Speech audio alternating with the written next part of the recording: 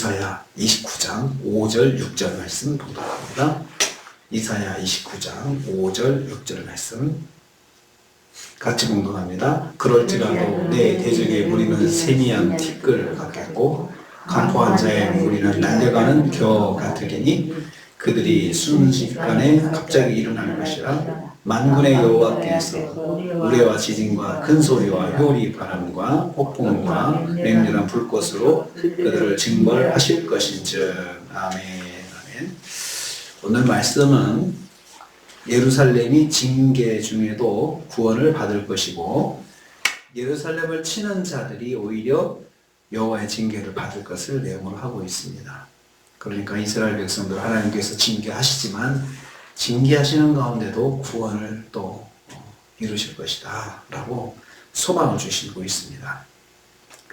그리고 또 예루살렘을 치는 그 나라들, 심판의 도구로 사용되는 나라들을 또 하나님께서 또 다시 심판하실 것이다 이렇게 말씀합니다. 5절 전반부 보면요, 하나님께서 예루살렘의 대적도 심판하실 것이다 말씀합니다. 내 대적의 무리가 세미한 티끌 같을 것이라, 티끌 같을 것이라 했습니다. 유다의 심판을 위해서 여호와께서 동원하신 나라들에게도 하나님께서 징벌을 내리실 것을 말씀하는 것입니다. 그들이 세미한 티끌같이 된다라고 했습니다. 티끌은 눈에 보이지 않는 먼지나 땅의 작은 알갱이들, 티끌을 의미합니다. 여호와께서 유다를 공격하는 무리들을 그렇게 만드시겠다는 겁니다. 그런 존재로 만드시겠다. 먼지 같은 존재로, 티끌 같은 존재로 만들어 버리시겠다는 뜻입니다. 강포한 자의 무리는 날려가는 겨 같을 것이다 했습니다. 하나님께서 유다를 폭력적으로 공격하는 나라들을 아주 미약한 존재로 꺾어버리시고 만들어 버릴 것을 말씀하고 있습니다. 그러니까 하나님께서 이스라엘 백성이 불순종해서 심판하시잖아요. 심판하시는 가운데 심판하실 때에 이방 나라를 사용하셔서 이스라엘을 몽둥이로 때리는 이방 나라를 하나님의 몽둥이로 사용하셨는데, 그런데 그 이방 나라들도 또 하나님의 백성들에 대한 그러한 공격이라고 하는 것 때문에 하나님께서 또 그들도 심판하신다는 겁니다. 그러면 하나님께서 왜 그러실까요? 왜 그렇게 하실까요? 하나님의 백성들은 혼나도 하나님께서 혼내시고 징계를 내리셔도 하나님 내리시고 또 그러한 하나님 나라, 하나님 백성들을 무시하고 또 공격하고 이런 사람들은 또 하나님께서 그것도 벌하시겠다는 것입니다. 그렇게 함으로 해서 심판의 목적이 심판해서 그냥 멸망시키는 것이 목적이 아니고 하나님의 심판의 목적은 다시 세우는 데 있습니다. 다시 일어서라는 거예요. 그러니까 잘못돼서 매를 맞지만 다시 마음을 바로 잡고 일어설 것을 하나님께서 소망을 주시기 위해서 그렇게 매는 맞지만 이렇게 또 하나님 살려줄 길도 있으니까 정신 차리라 그렇게 말씀하시는 겁니다. 여호와께서 유다에게 심판 중에도 소망을 주시고 있습니다. 두 번째로 그런 일이 갑자기 일어날 것이다 라고 했습니다. 5절 후반부입니다. 여호와의 심판이 순식간에 갑자기 임하게 될 것을 말씀하고 있습니다. 그 일이 순식간에 일어날 것이라. 순식간에라는 말은 갑자기, 눈 깜짝할 사이를 의미합니다.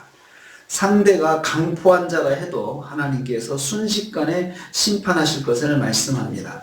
강포한 자다 이 뜻은 생각만 해도 공포감이 절로 일어나는 무서운 자들을 강포한 자다라고 그렇게 표현을 합니다.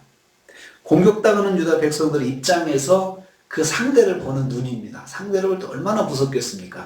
이쪽은 이스라엘은 아무 할 수 있는 능력이 없어요. 군사적인 능력도 없고 그냥 당하기만 하고 그냥 큰 그 높은 산성에 숨어서 약간의 저항만 할 뿐인데 상대는 무시무시한 군대입니다.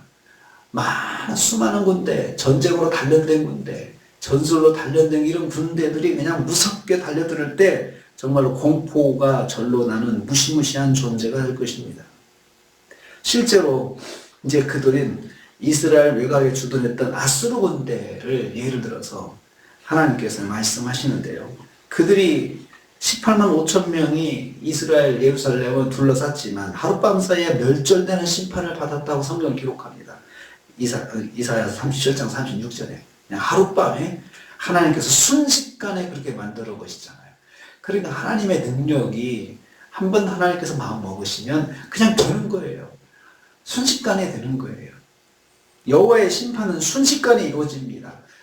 하나님께서 지연하시고 하나님께서 미루시고 기다리시고 그러지만 그렇다고 해서 하나님의 심판이 없어지는 거 아닙니다. 하나님께서 행하시는 순식간에 일어난다. 눈 깜짝할 사이에 그런 일이 일어났죠. 18만 5천 명이 그렇게 하룻밤 사이에 그렇게 죽을 수 있다는 것은 아무도 상상하지 못한 것이죠. 하나님의 심판은 그렇게 됩니다. 여호와께서 그들을 또 징벌하신다 했습니다. 6절 말씀입니다. 심판의 징벌을 행하시는 분이 누구냐? 만군의 여호와, 강조되었어요. 만군의 여호와께서 6절 말씀이에요.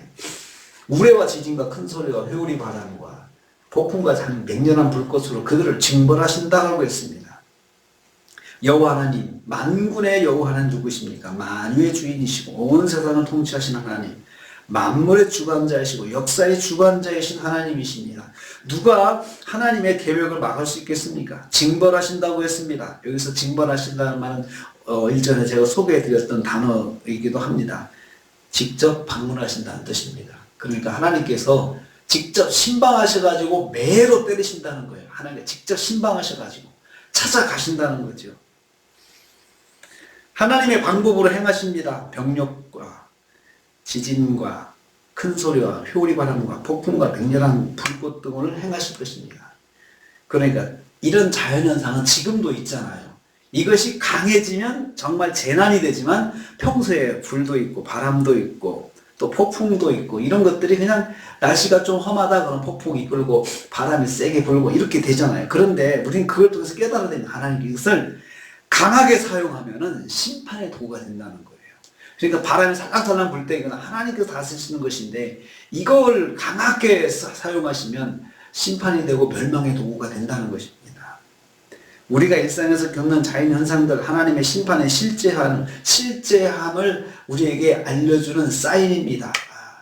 성경에서 불꽃을 통해서 불이 항상 우리 주변에 있잖아요. 어떤 때는 화재가 나서 어떤 또 그런 재난도 당하지만 불이 더 크면 심판의 도구가 된다는 거예요. 항상 우리 가운데 있는 것들이 더 과해지고 더 커지면 심판이 된다는 것입니다. 만물의 통치자이신 여호와께서 하나님의 권능으로 하시는 그 불을 큰 불로 재난의 불로 만드는 건 하나님의 능력이에요. 바람도 크게 그냥 감당할 수 없는 인류를 멸망시킬 만한 바람도 하나님의 능력이에요. 능력을 행하시는 것이죠. 큰 소리와 지진과 회오리 바람 이런 것들이 다 하나님의 능력으로 그렇게 불어오고 만들어지고 그러면 심판의 도구가 된다는 것입니다. 하나님께서 하시면 하시는 것입니다. 그러므로 우리는 오늘 하루 하나님께서 이런 만군의 하나님 여호와 하나님께서 세상을 통치하시고 심판하시는데 하나님의 백성들에게는 그래도 심판하시면서 자비를 베풀으시고 기회를 주시고 생각하게 하시고 다시 한번 하나님 앞에 나올 수 있도록 그렇게 길을 열어주십니다. 소망을 주시는 거죠. 그게 하나님의 사랑입니다. 우리를 구원하신 하나님께서는 때리셔도 길을 열어주세요. 다시 일어날 수 있도록 하나님께서 여지를 남겨주신다는 거죠. 그 하나님의 헤세드, 하나님의 자비하심이 오늘 우리에게 있습니다. 오늘 특별히 만군의 여호와 하나님께서 징벌하신다 했습니다. 징벌하신다. 하나님께서 하시는 것이죠. 누구도 막을 수가 없고 하나님의 계획은 순식간에 갑자기 일어납니다. 그러므로 우리는 하나님 오늘 또 의지해야 되겠습니다. 그리고 의지하시되 특별히 하나님의 자비하심을 꽉 붙잡으십시오. 하나님 제가 부족합니다. 저를 불쌍히 여겨 주옵소서. 그러나 하나님 도와주시옵소서. 이렇게 기도하시면서 오늘 하루도 승리하시고 특별히 대한민국을 위해서 하루를 또 깊이 기도하는 하루가 되시기를 주님의 이름으로 축복합니다. 주님 감사합니다.